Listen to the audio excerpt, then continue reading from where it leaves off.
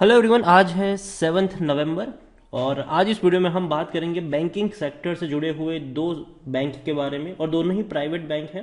पहला है IDFC first bank, 50 रुपए का शेयर है और उससे दुगनी कीमत वाला फेडरल बैंक, 100 रुपए का ये शेयर है। वीडियो में डिस्कस करेंगे कि फंडामेंटली दोनों में से कौन सा शेयर बेहतर है और हाल फिलहाल में मौके कहां पर बन रहे हैं, किस लेवल पर खरीदारी के मौके हैं, वो भी हम डिस्कस करेंगे। लेकिन उससे पहले अगर आपने अभी तक चैनल को सब्सक्राइब नहीं किया है तो प्लीज़ अभी इसे सब्सक्राइब कर लीजिए, क्योंकि आगे भी बहुत सारे वीडियोस हैं जो आपको काफ़ी ज़्यादा हेल्प करेंगे। तो शुरुआत हम करते हैं आईडीएफसी फर्स्ट बैंक के साथ। 50 रुपए से भी ऊपर ये शेयर ट्रेड कर रहा है, 50 के आसपास ही आप मानिए। एक महीने में तकरीबन 7% का ग्रोथ है। अब देखिए 48 रुपीज के आसपास था, तेजी आई गिरावट आई, तेजी आई गिरावट आई, लेकिन अगर देखा जाए तो ये ऊपर की तरफ जा रहा है पिछले एक महीने में। लेकिन एक साल का अगर हम ग्राफ देखें तो 55% का ग्रोथ है। एक बढ़िया रैली थी, यहाँ पर शानदार तेजी थी। 68 पर शेयर पहुंच गया, वो भी भैया 30 रुपए से 68 का सफर तय किया। लेकिन उसके बाद टूट गया ये शेयर, दोबारा तेजी दिखाई, 60 रुपए तक पहुंचा। लेकिन 60 से 40 का लेवल इसने तब छुआ जब इसके रिजल्ट आए थे, Q1 के रिजल्ट्स आए थे और 630 करोड़ का इस बैंक को नुकसान हुआ था। और यही वजह थी कि 60 रुपए से 40 रुपए तक शेयर पहुंच गया। लेकिन अब धीरे धीरे दौड़ रहा है। इवन Q2 के रिजल्ट आए हैं जो कि अच्छे हैं, 150 करोड़ के आसपास का प्रॉफिट कमाया है इस बैंक ने और धीरे धीरे ऊपर उठने की अब कोशिश कर रहा है। अगर हम इसके लॉन्ग टर्म की बात करें, 2016 से बात सॉरी 2015 से बात करें तो 27% की अभी भी यहाँ पर गिरावट है। हर बार अगर हम देखें तो तेजी के बाद ये टूटा है, तेजी के बाद ये अगेन टूटा है। और यहाँ पर मेरे हिसाब से एक रेजिस्टेंस जो है वो 50 रुपए के आसपास एक रेजिस्टेंस है, जहाँ से शेयर हमेशा टूटने की कोशिश करता है। लेकिन फिर भी मुझे लगता है कि IDFC first bank definitely long term के लिए सही रहेगा। लेकिन खरीदारी का जो लेवल है वो मेरे हिसाब से 50 रुपए थोड़ा सा महंगा है, करेक्शन का इंतजार करना चाहिए। यहाँ पर अगर हम देखें तो डेफिनेटली आईसीआईसीआई डायरेक्ट का टारगेट है खरीदारी का, 60 रुपए का टारगेट है उनका। और एक्चुअली ये जो टारगेट होते हैं वो एक साल के होते हैं, ठीक है। तो ये नहीं है कि ये 2 महीने में 60 चला जाएगा, जी नहीं, एक साल के टारगेट होते हैं ब्रोकरेज फर्म के। 100% according to Moneycontrol user 100% लोग खरीदने की बात करें, बेचने की बात यहाँ पर कोई भी नहीं कर रहा है। और तो और इसके अगर हम देखें तो रेवेन्यू अच्छे खासे इंक्रीजिंग मोड में है, जो कि बहुत अच्छी बात है। 16,000 करोड़ के रेवेन्यू पहुंच चुके हैं। प्रॉफिट अगर देखें तो 2021 के जो फाइनेंशियल ईयर था उसमें मर मर के इसने 485 करोड़ का प्रॉफिट कमाया था। उससे पहले के जो 2 साल थे उसमें बैंक को भारी नुकसान हुआ था, लेकिन 21 में बैंक प्रॉफिट में आया था और यही वजह थी कि शेयर धीरे धीरे ऊपर उठना शुरू हो गया।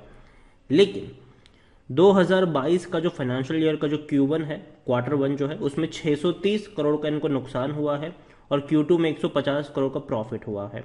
तो देखा जाए तो अभी भी ऑलमोस्ट 500 करोड़ 480 करोड़ के आसपास का लॉस 2 क्वार्टर का मिलाकर इसका देखने को मिल रहा है। अब उम्मीद करते हैं कि आने वाले 2 क्वार्टर इनके लिए अच्छे हो और एटलीस्ट सालाना प्रॉफिट देखने को मिले, थोड़ा सा भी एटलीस्ट नुकसान में ना हो, यही उम्मीद करेंगे हम यहाँ पर। आईडीएफसी फर्स्ट बैंक खरीदने का अभी भी सही मौका है, क्योंकि शेयर ओवरबोर्ड जोन में नहीं है, कोई भी रेड फ्लैग नजर नहीं आ रहा है। लेकिन डिविडेंड अच्छा पे नहीं करता है, ना ही इसने लॉन्ग टर्म में आपको अच्छा पैसा बनाकर दिया है। क्योंकि अगर हम लॉन्ग टर्म में देखने की कोशिश करेंगे तो जैसे कि मैंने आपको बताया कि 27% की गिरावट जरूर देखने को मिली है। 67 का इसका पी रेशियो है, जबकि सेक्टर पी 28 से 29 का, मतलब महंगा है, ठीक है, ये महंगा है। अभी 25% एनालिस्ट खरीदने की बात यहां पर कर रहे हैं। दूसरी और अगर हम शेयर होल्डिंग पैटर्न की बात करें तो शेयर होल्डिंग पैटर्न में 36.52% की होल्डिंग प्रमोटर के पास है। और अगर हम देखें म्यूचुअल फंड ने खरीदारी करी है, देखिए 2.5% से भी कम होल्डिंग म्यूचुअल फंड की थी अप्रैल तक, जो अभी इनकी हो चुकी है तकरीबन 4% की। डोमेस्टिक इंस्टीट्यूशन की बात करें तो 16 से 17% की जो होल्डिंग थी वो बहुत बड़ी बिकवाली इन लोगों ने करी है, जो सिर्फ 6% पर सिमट गई है। एफ की बात करें तो 10.5% की होल्डिंग अगर देखा जाए तो 15% के आसपास है, मतलब बड़ी खरीदारी हुई है एफ के द्वारा।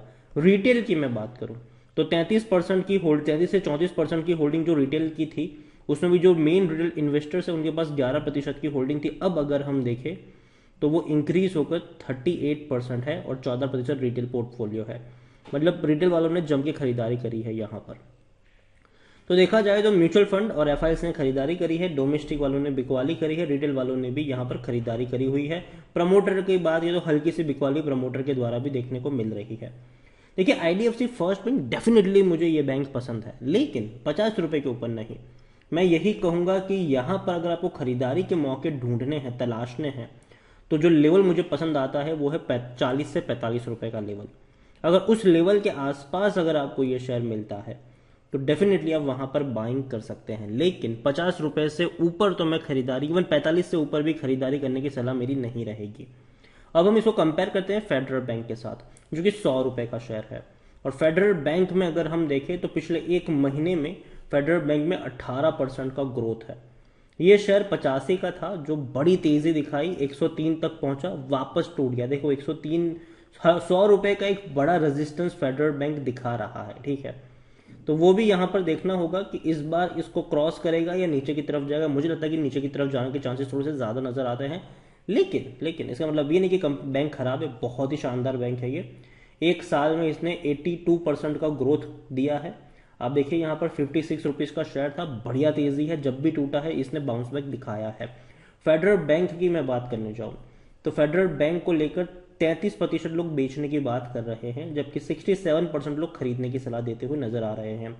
टारगेट जो है बड़े बड़े ब्रोकरेज फर्म के, जो कि अच्छे टारगेट है, 120 रुपए का टारगेट आनंद राठी का है, आईसीआईसीआई डायरेक्ट का भी 120 का टारगेट है, एमकी ग्लोबल का 110 का टारगेट है, आनंद राठी का पहले 100 का टारगेट था जो अब 120 का हो चुका है, मोतीलाल ओसवाल का भी 110 रुपए का टारगेट है। और ये जो टारगेट होते हैं ये सालाना टारगेट होते हैं, ठीक है, पहली चीज वो समझिए।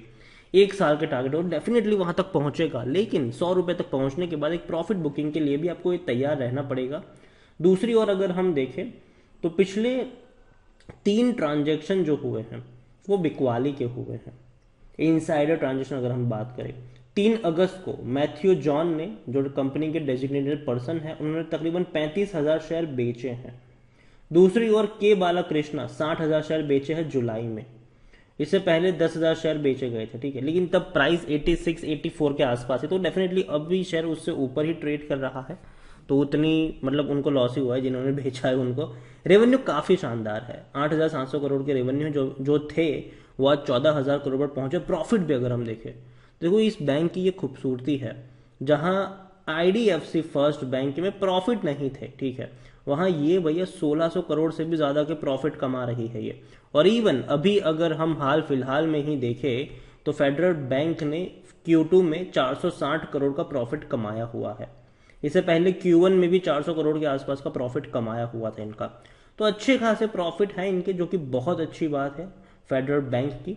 दूसरी ओर अगर हम फेडरल बैंक के बारे में देखें तो खरीदारी का अभी भी सही मौका, क्योंकि शेयर ओवरबॉट जोन में नहीं है, कोई भी रेड फ्लैग नहीं है, लॉन्ग टर्म में पैसा बनाकर दिया है इसने, बस डिविडेंड अट्रैक्टिव पे नहीं करता है। लेकिन शेयर सस्ता है, 12 से 13 का इसका पीई है, वो भी इस लेवल पर पहुंचने के बावजूद। जबकि आईडीएफसी फर्स्ट बैंक का पीई जो था वो तकरीबन 67 के आसपास था, 67 के आसपास था इसका PE ratio IDFC first bank का, जबकि फेडरल बैंक का सिर्फ 12 से 13 का ही है। 86% एनालिस्ट फेडरल बैंक में खरीदारी करने की सलाह दे रहे हैं, जबकि आईडीएफसी फर्स्ट बैंक में 25% एनालिस्ट खरीदारी करने की सलाह देते हुए नजर आ रहे हैं। फेडरल बैंक देखिए फंडामेंटली तौर पर देखें तो बहुत ही स्ट्रांग है। दूसरी ओर अगर हम देखें तो फेडरल बैंक ने फेडरल बैंक में नियो बैंक के साथ जो पार्टनर किया तो उसमें 3 लाख नए अकाउंट खुले हैं। देखिए अभी जो टेक्नोलॉजी है वो अलग तरीके से शेप हो रही है, अब लोग बैंक में अकाउंट नहीं खुलाते, बल्कि उसकी जगह जो नियो बैंक, रेजर पे हो गया, नियो बैंक हो गया, आपके सैलरी अकाउंट वहां पे खुलते हैं, जो सीधा बैंक के साथ लिंक करते हैं आपके अकाउंट्स को, और आपका अकाउंट वहां पे आराम से ओपन हो जाता है। तो ये सारे पार्टनर्ड है, और नियो बैंक के साथ फेडरल बैंक का पार्टनर है। तकरीबन 3 लाख अकाउंट्स ओपन हुए हैं, जो कि बहुत बड़ी बात है, और आने वाले समय में इस टेक्नोलॉजी को, इस चीज को और ज्यादा अडॉप्शन मिलने वाला है फ्यूचर में, याद रखें इस चीज को। लेकिन फेडरल बैंक को लेकर मैं ये नहीं कहूंगा कि 100 रुपए पर है जाके खरीद लो, जी नहीं। मेरे हिसाब से फेडरल बैंक में जो खरीदारी के मौके बनेंगे वो 90 रुपए के आसपास बनेंगे, तो यहां पर भी मेरे हिसाब से वेट करना चाहिए। मार्केट ऑल टाइम हाइस पर बैठा हुआ है, फेस्टिवल सीजन धीरे धीरे खत्म हो ही चुका है, अभी तो भैया जो मेन दिवाली थी वो खत्म हो ही चुकी है, तो थोड़ा सा करेक्शन मार्केट एक्सपेक्ट कर रहा है यहाँ पर, और एक्चुअल में आना भी चाहिए। मेरे हिसाब से आईडीएफसी फर्स्ट बैंक और फेडरल बैंक में से किसी एक को चुनना पड़े तो डेफिनेटली फेडरल बैंक को मैं चुनूंगा, लेकिन दोनों ही बैंक मुझे पसंद आते हैं। अगर IDFC फर्स्ट बैंक मुझे 40 से 45 के बीच में मिलेगा, डेफिनेटली मैं खरीदने की कोशिश करूंगा। और फेडरल बैंक मुझे 90 रुपए के आसपास मिलेगा, तो ये भी एक अच्छी बाइंग उस लेवल के आसपास हो सकती है। तो वीडियो को यहीं पे एंड करूंगा। पसंद आया हो तो लाइक करो, शेयर करो। चैनल पर अगर पहली बार है तो प्लीज़ सब्सक्राइब करें। और फेडरल बैंक और IDFC फर्स्ट बैंक दोनों के बारे में आप क्या सोचते हैं वो भी आप मुझे कमेंट में लिख कर बता सकते हैं। Thank you.